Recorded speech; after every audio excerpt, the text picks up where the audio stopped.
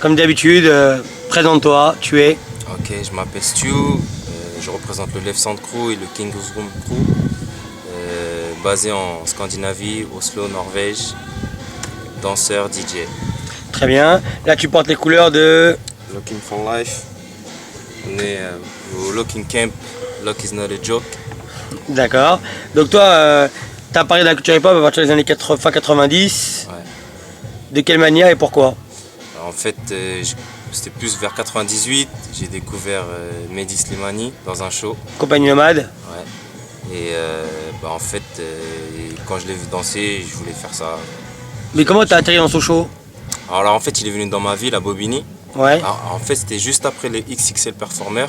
Ouais. Je crois qu'il avait gagné un battle pop et la mairie de Bobigny l'avait proposé de donner un workshop. Et toi, t'allais au XXL à l'époque? Ouais, moi j'ai fait tous les XXL. T'allais les regarder? J'étais déjà un fan, je dansais pas en plus à l'époque. 97 déjà, je dansais pas. Et j'allais les voir tout le temps. C'était un événement un peu dangereux. À la sortie du Pour les XXL. danseurs, ouais. Pour les danseurs, c'était dangereux. Mais pour nous, comme je te disais la dernière fois, c'était du spectacle. En fait, ça faisait partie du show. Bon, pas marrant pour les danseurs, mais pour nous, c'était du show. Ouais.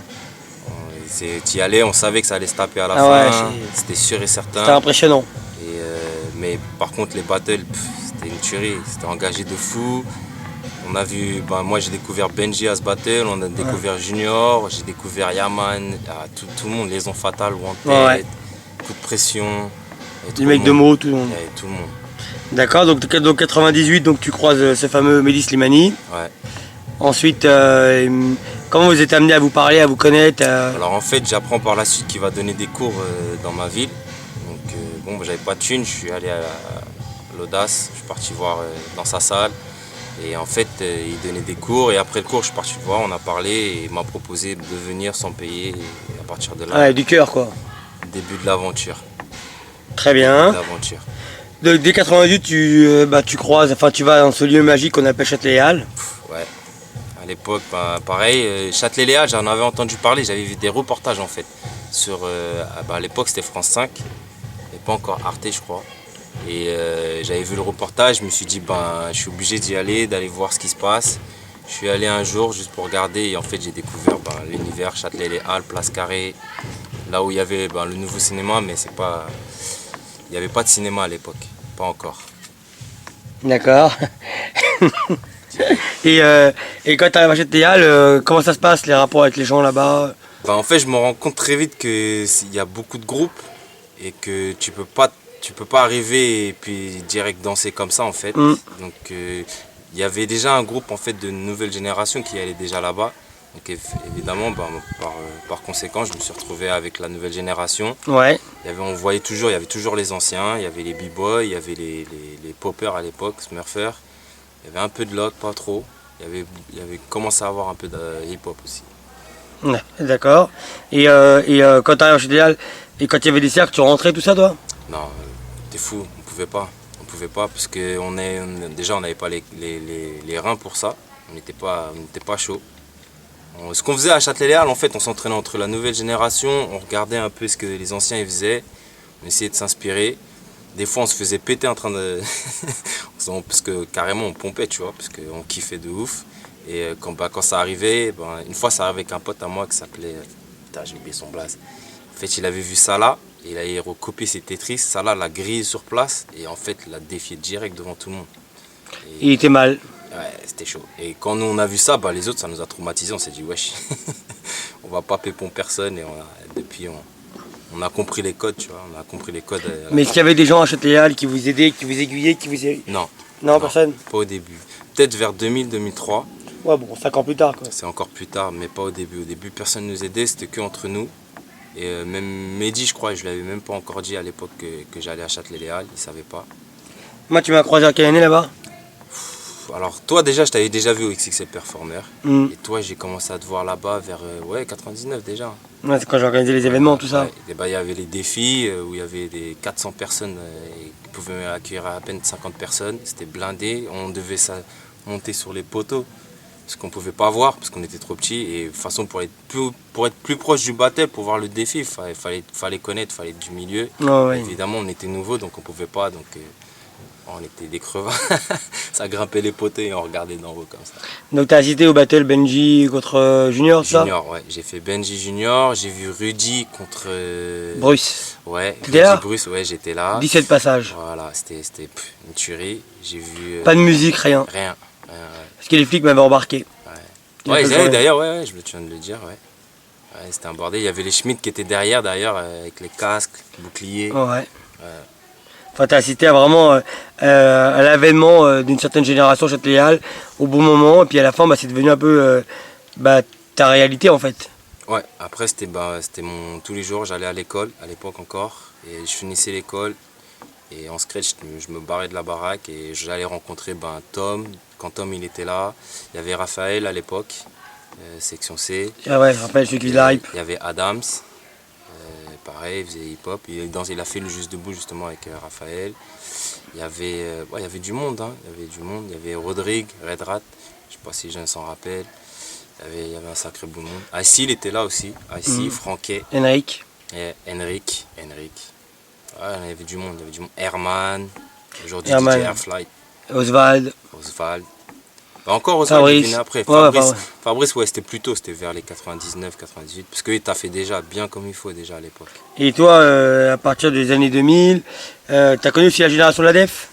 La def, je l'ai connue plus tard, parce qu'entre temps, après 2004, j'avais commencé à travailler dans l'optique. Et quand j'ai vu que 1000%, ça organisait l'arène à la défense, tout de suite ça m'a rappelé.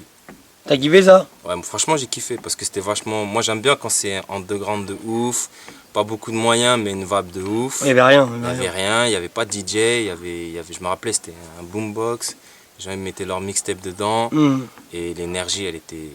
Ça, dès que je vois qu'il y a beaucoup de monde, c'est ce qu'aujourd'hui quand je vois le crump, c'est ce que ça me rappelle. Moi aussi je pense comme toi. Ça me rappelle l'énergie de la défense. Parce qu'ils sont vachement... D'ailleurs ils ont commencé à la défense la plupart des crumpers. Ouais. Ils étaient tous là-bas, très tôt. Avec des gens comme Joyce, Warren, tout ça. Ouais. C'est une autre histoire. Et donc toi, au moment où on arrive à la génération de la def, toi tu fréquentes des gens, tu es ami avec des gens, tu t'entraînes avec des gens? La def, vu que j'avais parce qu'en fait moi j'ai un décrochage. Quand vous avez bougé à la def, je voyais plus les gens de Châtelet en fait. Ouais, c'est fini. Du coup, on s'était un peu éloigné, je commençais à travailler donc je voyais pas trop tout le monde. Mais en même temps, j'ai reconnecté avec des potos comme Capella et Qu'est-ce qu'il y a. Et on a commencé à faire notre chemin. Ouais, Patrick. Et avec eux, eux, c'est des gens que tu rencontres comment, Capella et... Alors Capella et Qu'est-ce qu'il y a, je les rencontre en 2001 dans un voyage que j'avais organisé avec ma ville. Et on partait à Belfort pour le Battle de Belfort. Oh là là, Battle de Belfort, énorme. De Belfort. Et en fait, on se rencontre dans un bus. Et si tu connais Qu'est-ce qu'il y a et Capella, c'est des phénomènes. C'est le jour où il y avait Remind. Voilà. Et c'est le jour où j'ai défié... Attends, je me rappelle plus. Ismaël. Ah oui, Ismaël. Moi contre Ismaël, devant tout le monde. Ouais. 2001. Le Battle de Belfort, c'était énorme. C'était chaud. Des fois, ça me manque les événements comme ça. Tu vois. Parce qu'il n'y avait que du beau monde. Que du beau monde. Et toi, puis, cette danse-là, à cette époque-là, t'es attiré par quelle danse? À la base, je voulais être un breaker. Ah, ok, d'accord. Parce que je faisais de la capoeira avant. Mais en fait, je trouvais qu'il fallait être vachement costaud pour le quebré. Et puis après, j'ai vu le Smurf à l'époque. Et il faut dire ce qu'il y a. Moi, je voulais serrer des meufs. Ouais. Et quand tu vas en soirée, il n'y a pas de place pour faire de break. Je me suis mis au Smurf et j'ai kiffé. Genre simple. D'accord, donc tu es directement au pop, quoi. Direct au pop. Pop et un petit peu lock, parce que Mehdi nous a formé pop et lock. D'accord. Donc après, tu deviens opticien. Ouais, je deviens opticien pendant 3 piges, de 2005 jusqu'à 2008. Entre temps, je m'entraîne encore, tu vois, parce que à ce moment-là, j'ai Capella qui vient vivre avec moi. Ah, ok. On vit ensemble pendant 1 an et demi. Monsieur Marna. Voilà, tu demandes à Capé, on a des barres de rire, on a fait des voyages ensemble. À la baraque, c'est simple, on avait transformé la baraque en studio de danse. On avait mis la table de l'autre côté de la baraque, il y avait un grand espace et ça. Ouais, en fait, il y avait une synergie entre vous deux, quoi. Ouais, chacun aidait l'autre, chacun donnait des informations. Péter un câble, pauvre. Tous les soirs, je m'entraînais. Et t'as vu, les poppers ont fait du bruit avec nos bouches, donc ça faisait.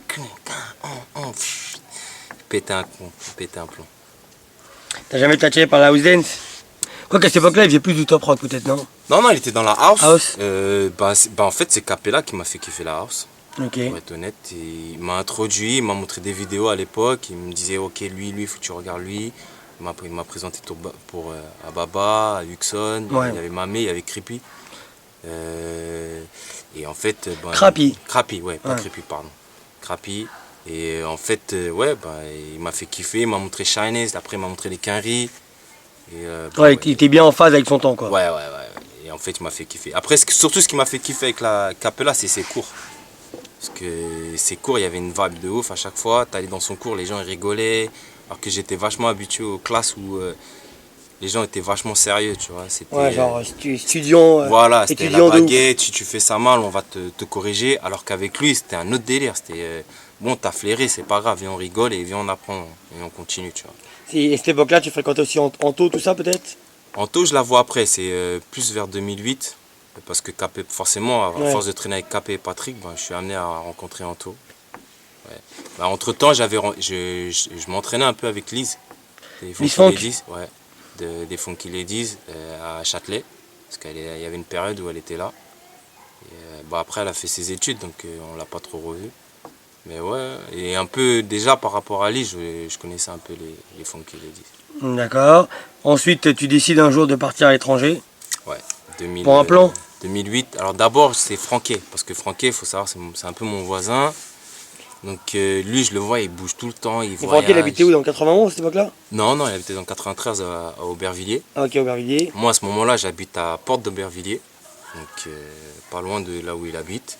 Et lui, souvent, on se voyait. Déjà, je connais Franquet par rapport à Mehdi, parce que c'était le binôme à Mehdi à l'époque.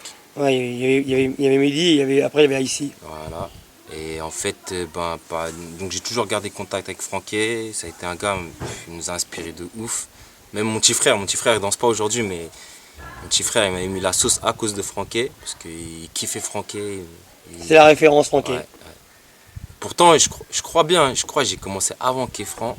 Et en fait, un jour, lui pourra te le dire s'il s'en rappelle. D'ailleurs, il me vanne toujours sur ça. On était sur un show et en fait c'était dans ma ville, donc forcément moi je fais gueuler les gens de ma ville. Il y avait Book Tom, Ouais, je me rappelle. Tom et Jerry. Mhm. Bon, lui il fait gueuler les gens, Franquet il arrive, il était vachement plus technique que nous, les gens ils gueulent pas. Il avait le seum et après il nous a dit ouais je suis parti taffer et après il nous a tous giflé frère. C'était abusé. Ouais, je me doute. C'était abusé. L'ascension du fameux Franquet. Ah, Franquet c'était chaud parce que pour moi c'était une référence parce que déjà on va dire en un mois de taf, il nous a giflé toute notre génération. Ouais. Et après, au bout de 6 mois, il commençait à taper les têtes. En France. Il avait le temps de s'entraîner entre le grappling et la danse.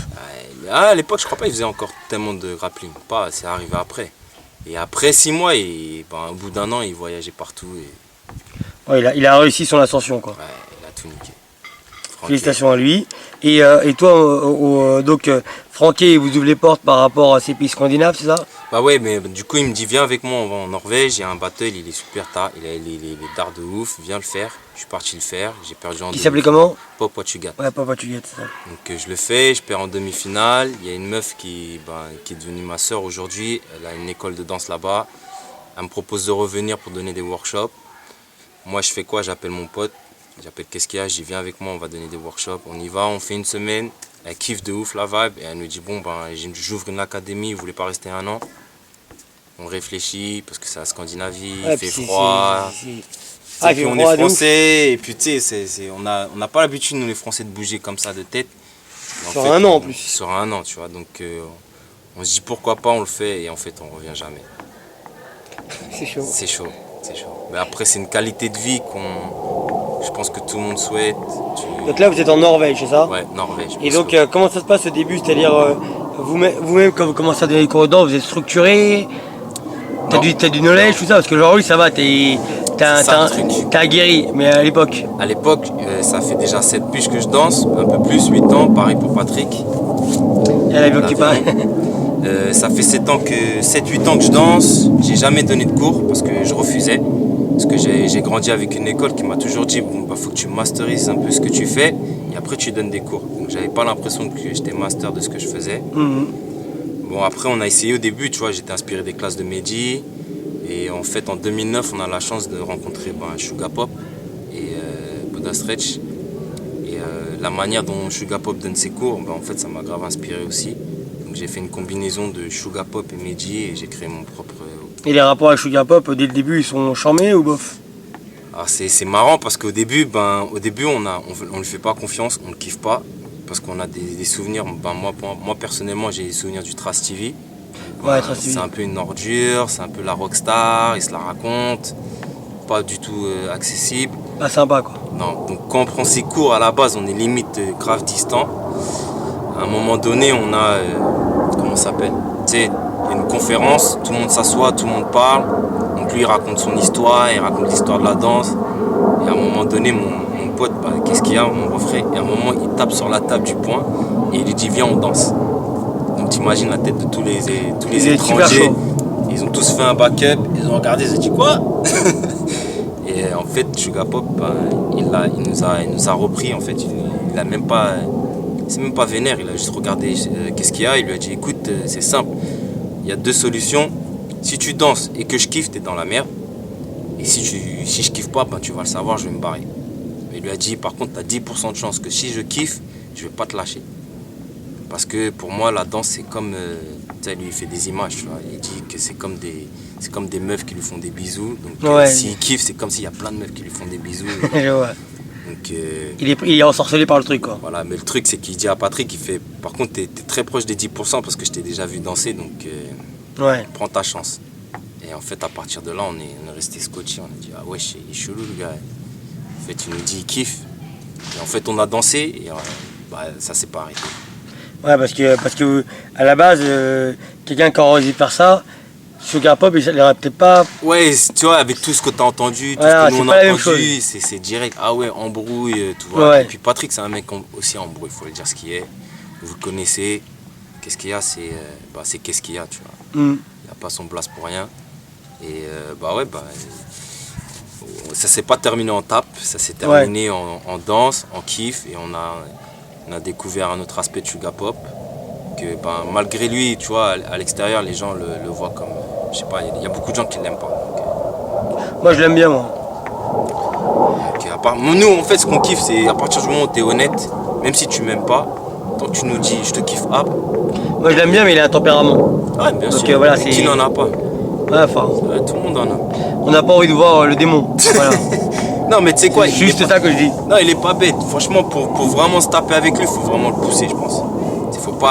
Il est pas bête, tu sais, le mec il sait qu'il a une ceinture noire de jiu-jitsu, il sait qu'il se tape, il a une licence, c'est pas évident non plus, tu vois. Si demain il se fait péter en train de taper, tu portes plainte contre lui, il perd sa licence. Ouais, non, mais je pense pas qu'il lève la main comme ça non plus. Non. C'est sûr. Alors, vous, quand vous arrivez là-bas en Norvège, ça se passe comment au niveau de vos familles, toi, la vie sur place, t'arrives vraiment à vivre sur place? Alors quand on arrive là-bas, pour nous au début c'est un peu dur. Parce que même malgré qu'on ait on taffe pour une éducation, tu sais, après il faut trouver un appartement. Parce qu'il y a la langue, il y a tout. Il y a la langue, on parle pas anglais. Quand on arrive là-bas, on parle pas du tout anglais. J'ai des notions, tu vois, parce que j'avais travaillé à Disney un petit peu. Et là-bas, c'est vachement américanisé. Donc T'as connu beaucoup de monde à Disney en plus. Ouais, j'ai connu. Oh là là, on se comprend. On se comprend. Voilà. Beaucoup de caractères. Je connais Jafar, je connais Pluto. T'as connu beaucoup de monde. Ouais, j'en connais plein. Donc ensuite. Comment vous allez faire pour pouvoir à un moment donné, parce qu'il faut se faire sa place aussi. Voilà, donc le truc c'est que on arrive dans une culture qui est complètement différente de la nôtre, on le sait pas, donc on arrive, on fait comme les Français, tu vois, on a été élevé comme ça un peu dans la danse, donc on cherche les têtes du pays, les têtes de la région, parce qu'il n'y a pas que la Norvège, il y a la Suède, il y a le Danemark, on les cherche tous, on les défie tous. Ah quand même. On fume, la plupart on les fume tous. Tous les gens de Scandinavie. Que ça passe de Baby Bang à Spasm à tout le monde. Tout le monde passe. En plus, tous ces gens-là, c'est des gens qui vont devenir les J-Style par la suite. Voilà. Donc, il y a une suite après. Donc, bref. Et donc, on les défie tous. Et ce qu'on se rend pas compte, c'est qu'eux, ils sont pas dans le défi, ils sont dans le partage. D'accord. Donc, quand nous, on les défie, on devient les gens, les Français arrogants, qui se la racontent. Vous devenez les Yuval, quoi. Alors qu'en vérité, on paye notre respect, en fait. Ouais, vous vous imposez, quoi. Ouais. Donc, très vite, on est mis à l'écart. Ça ne nous empêche pas de faire nos choses. Tu vois, on vit bien, on donne des workshops. Mais il y a beaucoup d'événements là-bas en Norvège, il y a beaucoup de choses. En Norvège, pas trop. Il y en a trois grands événements maintenant. Ça s'est bien développé. Après, Et au moment où vous y êtes, quand on y est, il n'y a pas d'événement. Il y a un événement. mais est-ce qu'il y a des jams, est-ce qu'il y a des endroits où les danseurs se rencontrent, est-ce qu'il y a un spot comme Châtelet-Hall, est-ce qu'il y a tout ça? Non, ça arrive un tout petit peu plus tard parce qu'il y a justement, quand nous on arrive, il y a des élèves de la Norvège qui étaient déjà en France, qui ont connu le June, qui ont été inspirés par le Juste Debout. Donc il faut savoir qu'à l'étranger, ils aiment bien recréer le June. Je vois. Ils recréent le L'univers. June. Ouais, ils recréent le June, ça recrée des petites jams, ça fait des battles, vachement modélisés et copiés sur le Juste Debout, parce qu'ils sont tous inspirés par le Juste Debout. Après, voilà quoi. Nous, de notre côté, on les fait, on les flingue et après, on s'en fout. Mais à vous, quand vous êtes là-bas, est-ce que les danseurs vous posent des questions sur les Français ou... Alors au début, ouais, parce que forcément, on vient d'arriver, on est frais pour eux, donc ça devient des vampires. Ils te viennent, ils te sucent ton sang, ils te prennent tout. Ils posent plein de questions sur les Ils posent vidéos questions, qu'ils ont vues, après les leur choses. level augmente et au bout de 8 mois, tu les vois plus parce qu'ils ont tous du taf. Entre temps, nous, on voyage, donc on fait des élèves un peu en Suède. Et en Suède, il se trouve que nos élèves en Suède, on les voit moins qu'en Norvège.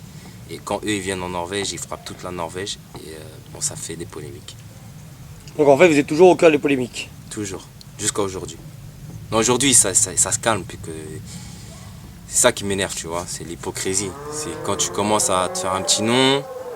Plus dans la danse. Bon, dans la danse, j'étais rayé. C'était sûr et certain, personne n'allait me donner quoi que ce soit. Parce qu'on était trop arrogants. Maintenant que je fais DJ un peu et que je me fais un petit nom, ça commence à... Mais c'est-à-dire que toi, tu es resté 8 ans en Suède, en Norvège. En Norvège, ouais. 8 années. 8 années. Putain. Non, après, c'est une qualité de vie, tu vois. C'est pas... tu vois, en France, par exemple, c'est le bordel, tu vois. Tu veux travailler dans la danse, c'est dur. Tu vois, nous, on avait la facilité, t'es bien payé. Il y a les vaches. T'es bien payé. Pour te donner... Toi, tu t'y retrouves. Ah, je Au me niveau retrouve affectif, vachement. au niveau du travail, au niveau social, tout. Tout. Le seul truc qui nous manque, bien sûr, c'est la famille.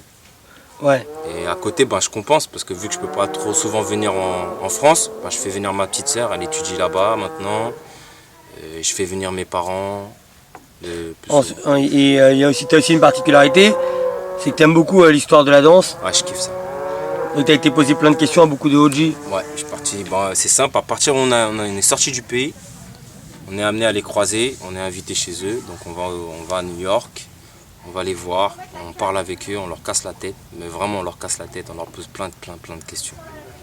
Est-ce que ce soit sur la génération d'avant nous, après, les bails où il y avait les embrouilles entre justement le Huxon, Baba avec les Elite Force, on pose des questions, on veut savoir qu'est-ce qui s'est passé, parce qu'on avait une version, on n'avait pas l'autre. Ouais, bien sûr, Donc c'est toujours bien d'avoir les deux versions, après tu sais ce qui se passe. c'est clair. Tu te fais ton idée. Et puis en même temps, je vais te dire que vu que tu parles français, il y a certainement plein de monde qui devait venir vous voir pour dire, putain, mais en France, il se passe ça, et vous devez expliquer le pourquoi du comment. Souvent, très souvent. Après, tu vois, c'est... Nous, on est habitués, tu vois, parce que... Voilà, quoi, les gens, ils viennent te voir, ils te demandent. Au début, tu dis non, tu sais quoi, je sais pas trop, mais après, il y a des gens que tu connais bien, tu leur expliques bien les choses. Souvent, c'est des malentendus. Très des malentendus. Comme je t'ai dit, après, je pense que la plupart des embrouilles ou des mauvaises situations en France, Amérique, ça part souvent de malentendus. Ça part souvent d'un élève qui a répété à un autre élève qui a répété à un prof. Et ça amplifie les situations. Je vois. Vous, ton groupe, c'est Left Sound. Left Sound Crew, Qui s'est créé comment? C'est quoi Tout simplement, j'ai mon pote maintenant qui vit en France, à Paris, Lee. Il était déjà là-bas, lui. DJ. Le DJ, ouais. Il était déjà en Norvège.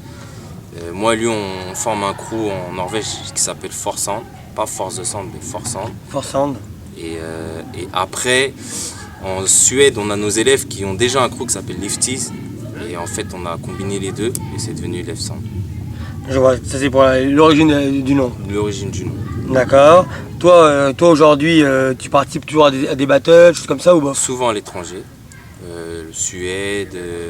Voilà, dernièrement, je me suis calmé parce que je me focalise un peu sur le DJ. Mais comment t'es devenu DJ, tiens? C'est par hasard en fait. Lee, il avait un équipement chez lui et je voulais toucher, j'aime bien la technologie, j'ai commencé à apprendre. En plus, en tant que danseur, on a vachement des vraies notions de musique et en fait, ça m'a paru logique. J'ai commencé comme ça un petit peu au début. À la base, je voulais faire que des battles de DJ. DMC. Voilà.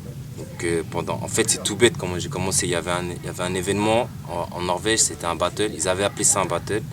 Comme en Norvège, ils ne savent pas c'est quoi un battle. Un battle pour eux, c'était tu viens, tu poses des sons et les gens ils votent pour toi. Moi, comme un abruti, j'ai pas été. J'ai jamais checké. J'ai juste entendu le mot battle. Je me suis dit ok, je me donne un an, je me bute et après j'y vais. Je me suis buté pendant un an pour rien, oui ou non. Je suis parti et je me suis rendu compte qu'en fait que c'était juste fallait jouer en fait. Je vois. Donc j'ai vraiment. C'est l'incompréhension. Ouais. Mais après ça m'a servi parce que regarde l'année dernière en 2015, je suis parti. Il y a un événement à Paris qui s'appelle Ready or Not. Organisé par Garibou. Garibou. Et à la base je l'appelle, je dis ouais j'ai envie de le faire. Il me dit bah écoute pose des vidéos, les gens ils votent pour toi et tu peux faire le battle. J'y vais, je fais le battle et je gagne mon premier battle de DJ. Période. Oh la main. C'est chaud. Il y a les vidéos, vous pouvez regarder. Et c'est même Nasty qui est au micro. Nasty qui est au micro, Dandy Gale qui est un bon charrieur. Ouais. Donc c'était pas évident pour moi au début dans la tête parce que faut voir les contextes. J'arrive, il y a un mec, déjà c'est Booba pour moi parce qu'il est bling bling de ouf. Il a une team derrière lui, il a Dandy Gale au micro et j'apprends par la suite que c'est le DJ de Dandy Gale à la base. Donc je me dis ah ouais déjà je pars pas favori du tout. Et en fait petit à petit quand tu regardes la vidéo, ben, je les décompose round par round.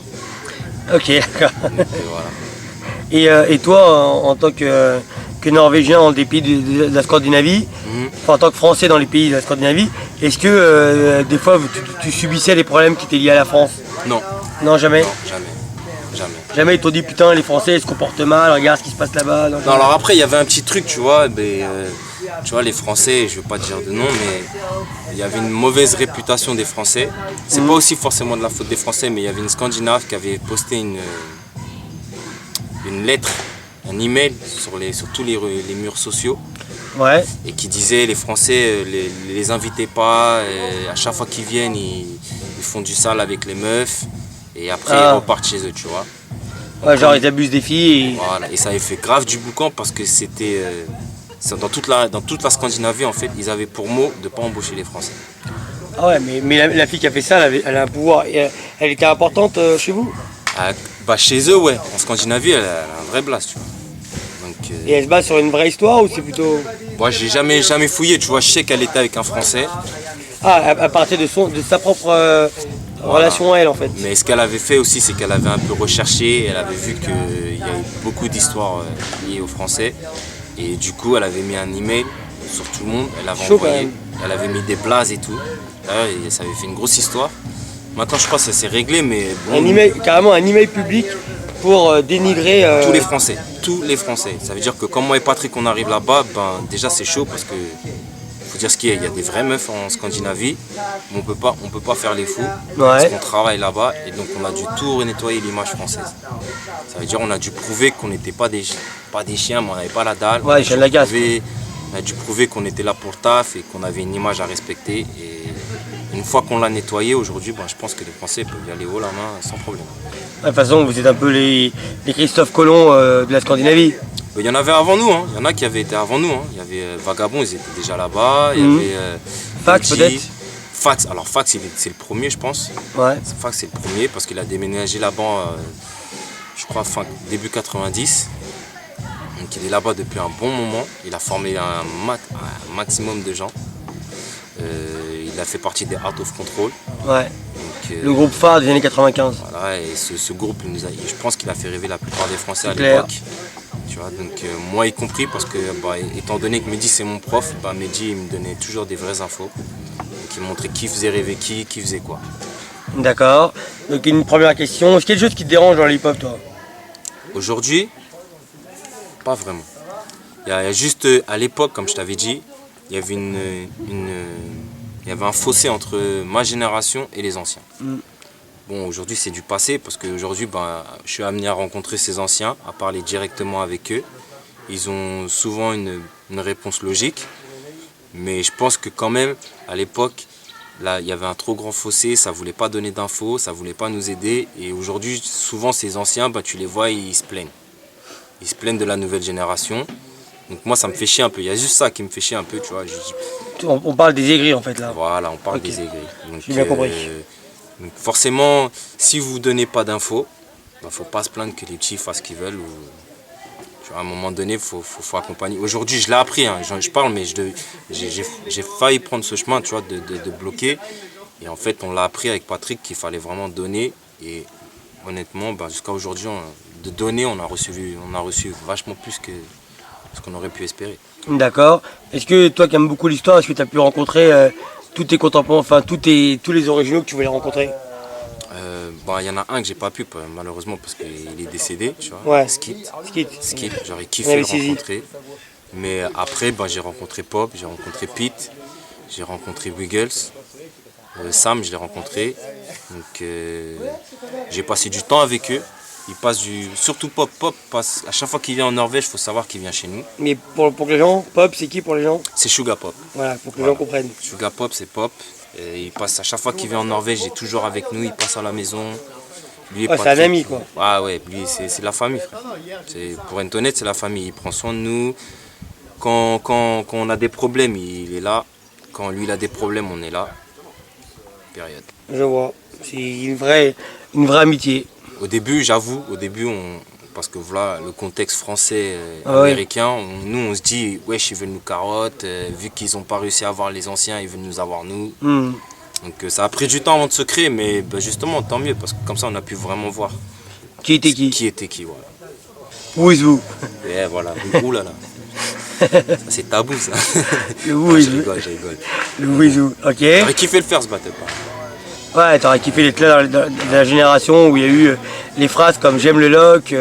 J'étais là, non, j'étais là. t'étais là J'ai regardé, j'ai vu des casquettes partir aussi. Tu Ouais, vois. ouais. J'ai vu, pour moi c'était d'art. Chambé, C'était chambé. Faut savoir qu'à chaque fois qu'il y a une embrouille, bon je dis pas que c'est bien, mais à chaque fois qu'il y a une embrouille, il faut arrêter de dire ah c'était nul. Mais non, des fois il faut que ça se passe comme ça. Faut que ça se passe. Ouais, pour ramener cette chose un peu underground. Bah oui. Mais t'as remarqué qu'à chaque fois qu'il y a une story comme ça, je suis souvent dedans. Ah, parce que c'est ton fond de commerce, comme je le dis toujours. Yuval, il kiffe les bordels. Je pense qu'on Depuis- kiffe tous les bordels. Ouais, voilà, c'est le truc, c'est que tu le C'est dis plus ça, haut moi, et je pense. fort. Moi, je le dis haut et fort aussi. Et bon, c'est vrai, après, c'est vrai, quand il y a des enfants, c'est délicat. Mais Non, délicat, après, ça je suis d'accord avec toi. je suis d'accord, mais après, le reste, je veux dire, quand on est à la défense, voilà, tu vois, les enfants, ils sont pas censés être là déjà. Là, Je suis d'accord avec toi de A à Z. En plus, je disais souvent que je crée l'événement, enfin c'est notre événement, mais que je peux pas être garant de tout ce qui va se passer parce que. Non. Après, il faut savoir. Et puis, si les enfants, ils sont là, les parents, ils savent très bien où ils les emmènent. Tu vois. C'est clair. Faut pas se mentir. C'est hip-hop, c'est peut-être encadré, mais faut C'est pas abuser. underground. non plus. Voilà, faut pas abuser. Est-ce qu'il y a des danseurs que t'aimes bien? Ah oui, j'en ai plein. Donne-moi quelques noms vite fait. On peut commencer, j'ai Franquet à la base. Tu vois, pour que au moins les gens savent. Dans mes mentors, j'ai Mehdi. Missimani. Par la suite, j'ai Franquet, parce qu'on traîne tout le temps à un moment donné ensemble.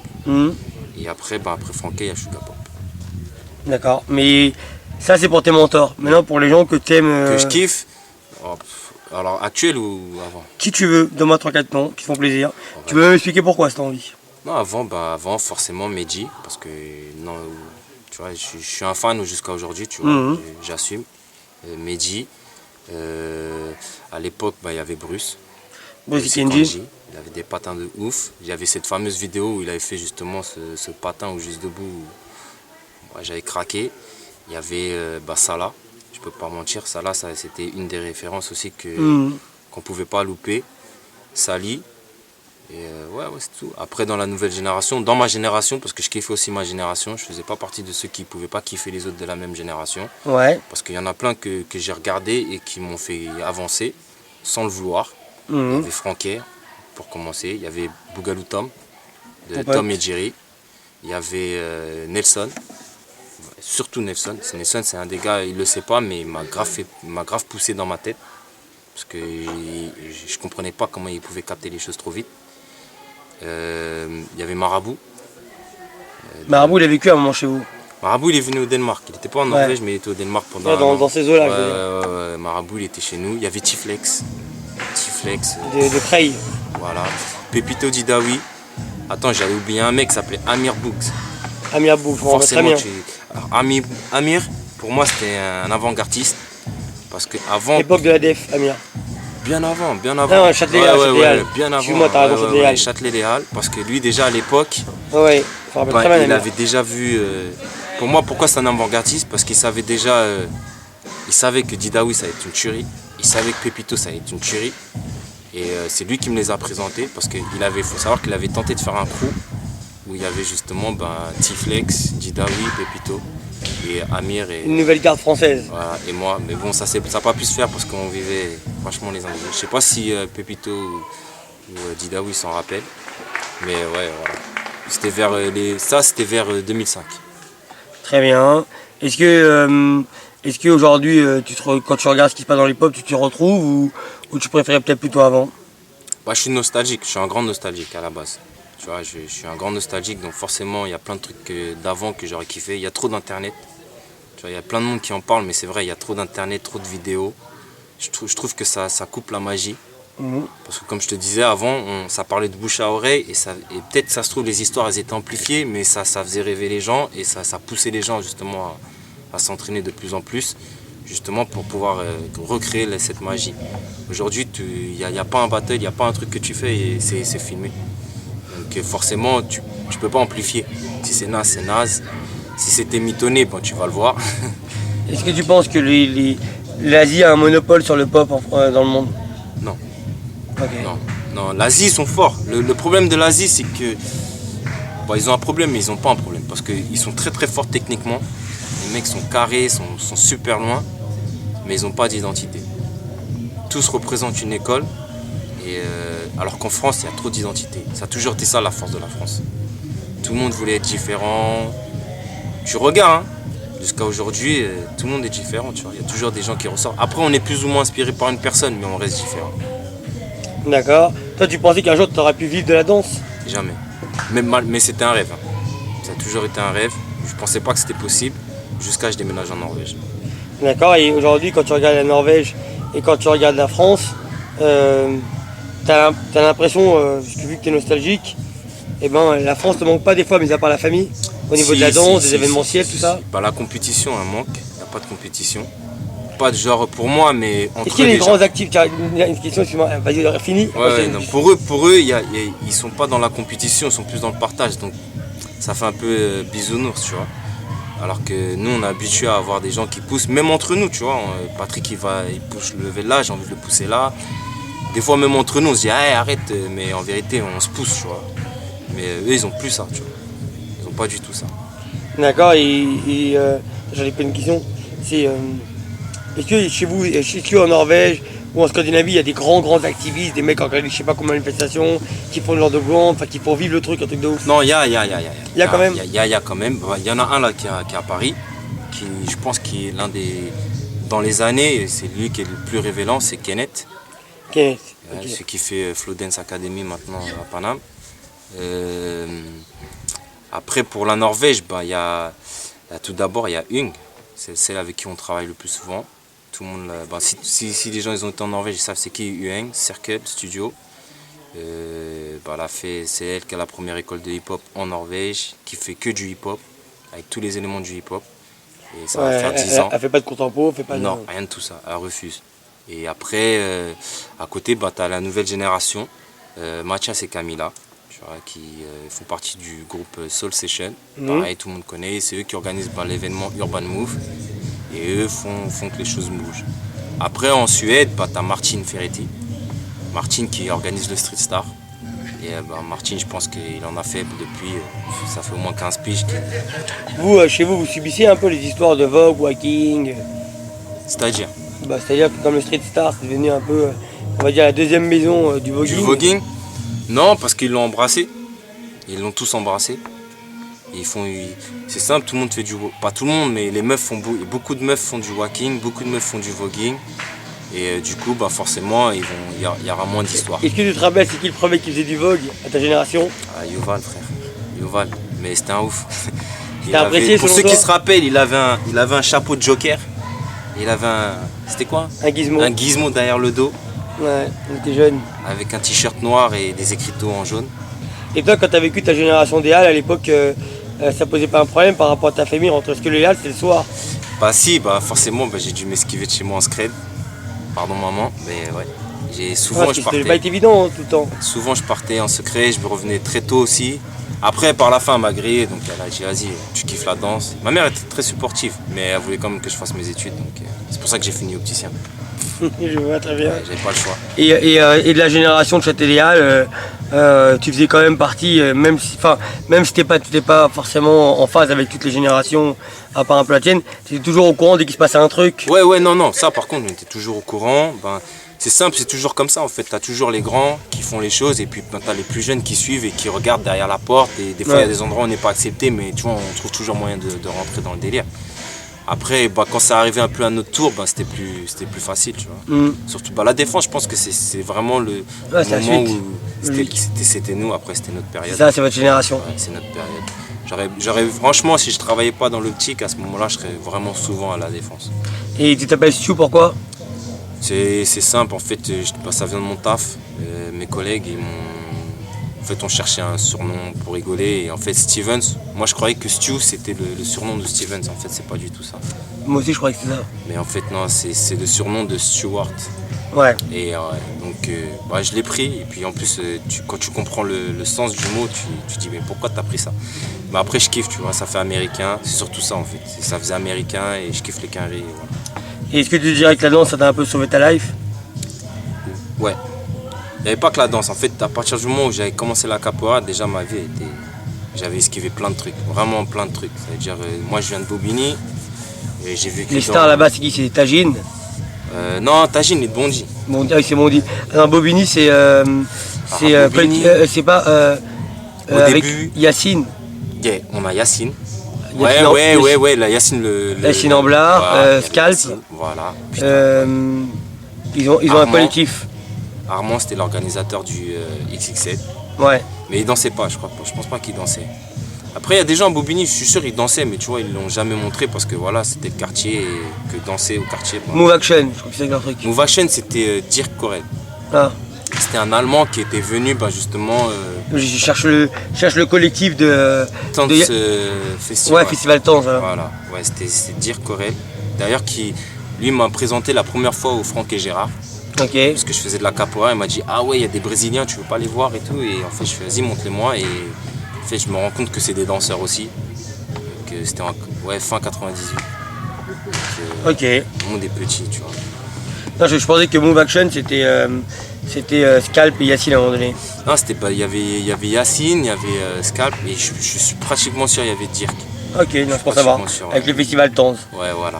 Ouais. Parce que moi j'ai pas beaucoup travaillé avec eux dans les années, donc je connais pas très bien. Bah, Mais je sais que c'est eux les références là-bas. Bah, tu te rappelles, il y avait un événement à Saint-Ouen. Ouais. Je t'avais dit, je t'avais vu défier les Brésiliens, tu vois. Donne les noms pour que les gens les sachent. Donc il y avait Franck et Gérard, il y avait Jeff du Brésil, bien connu. Et ouais, il y avait un b-boy avec eux aussi. Et j'étais tout seul contre les trois. Tout seul contre les trois, j'avoue. À Saint-Ouen, je me rappelle. Mais bon, vous connaissez lui, il a fait du sale. Ouais, on était jeunes. T'avais pas envie de voir quand t'étais jeune. Non, ça Mais fait bon, un voilà, truc. tu vois, j'étais là, j'assume. Aujourd'hui, est-ce que tu as un élève en particulier que tu suis À moi? Ouais. Ok, j'en ai plein, tu vois. J'ai Brian Pudgy qui commence à faire son début. On les préserve aussi, tu vois. D'accord, parce que de toute façon, vous êtes les protecteurs. Hein. Voilà, on les préserve beaucoup, mais il y a Brian, il y a Alia qui est ma femme aujourd'hui. Ok. Il y a Lee, mais Lee il s'est mis dans le DJ, donc, Ouais. toujours. DJ Lee.